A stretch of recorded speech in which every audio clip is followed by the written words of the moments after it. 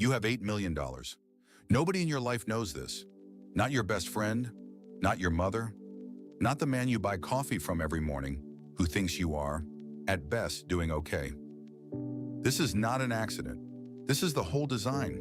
The silent millionaire's greatest asset is not the 8 million, it's the silence. By the end of this video, you'll understand how the quiet ones actually live and how far a person will go to make sure you never, ever find out. It starts sensibly. You drive a 9-year-old car that runs perfectly. You wear the same 4 shirts. Your house is fine, nice even, but nobody drives past it and thinks anything at all. That's the point. You have optimized for being unthought about. The money's invested in boring. Index funds, a couple of rentals, a business you don't talk about. It compounds while you're at the grocery store comparing 2 brands of the same rice, which you do sincerely, because habits are what keep you real.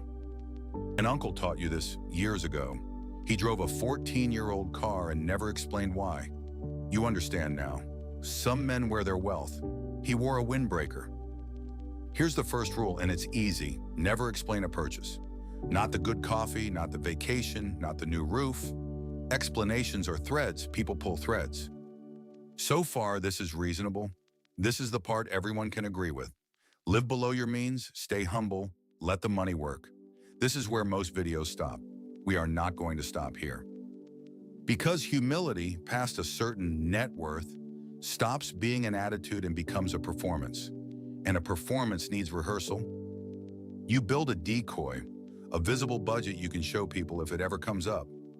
Modest rent, modest car payment, a monthly number so forgettable no one will remember hearing it.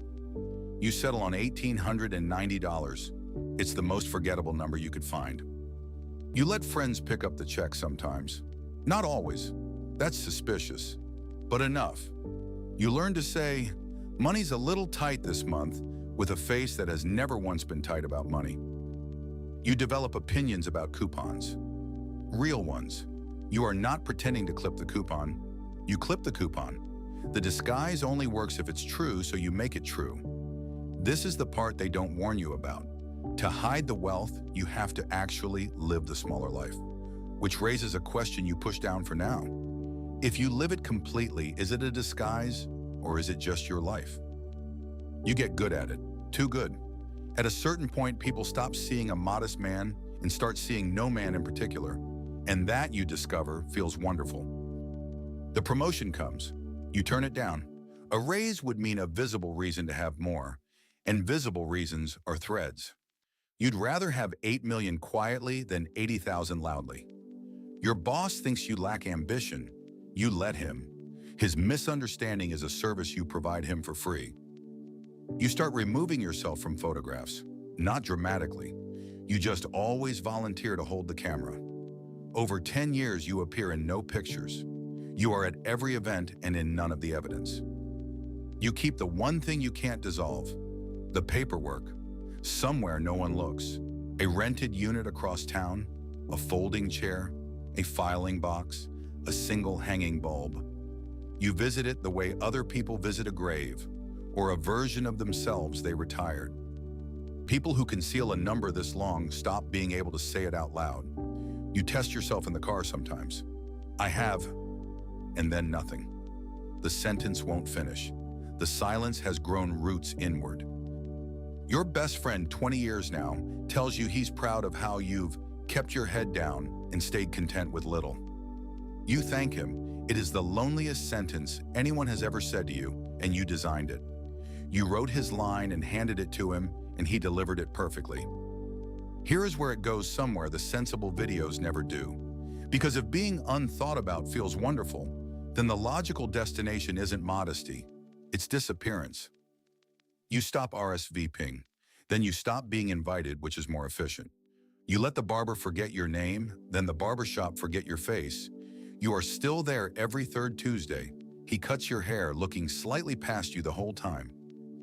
You realize the last person who can expose you is the one who checks the account. So you make an arrangement with yourself. You will never check it.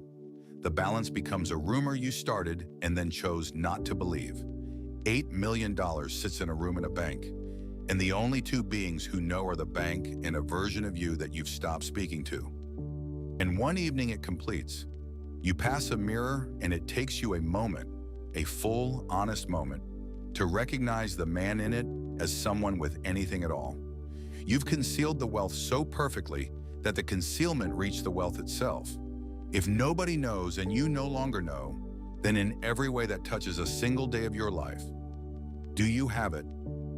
There is exactly one entity left that still knows what you have. It isn't a person, it doesn't sleep. It watched you turn down the promotion, skip the reunion, hold every camera. It knows your net worth to the dollar because it watched you earn everyone in silence. And right now it has decided that you, specifically you, should be shown a video about silent millionaires. So the secret was never safe. It was only ever kept by the one thing you can't live modestly enough to hide from. You did all of it.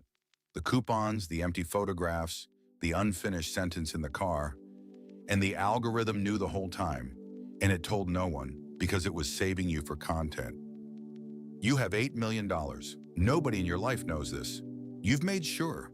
And in exchange, you get to be the one thing the quiet ones are actually chasing, underneath all the coupons and the 9-year-old car. Not rich, not free, unbothered.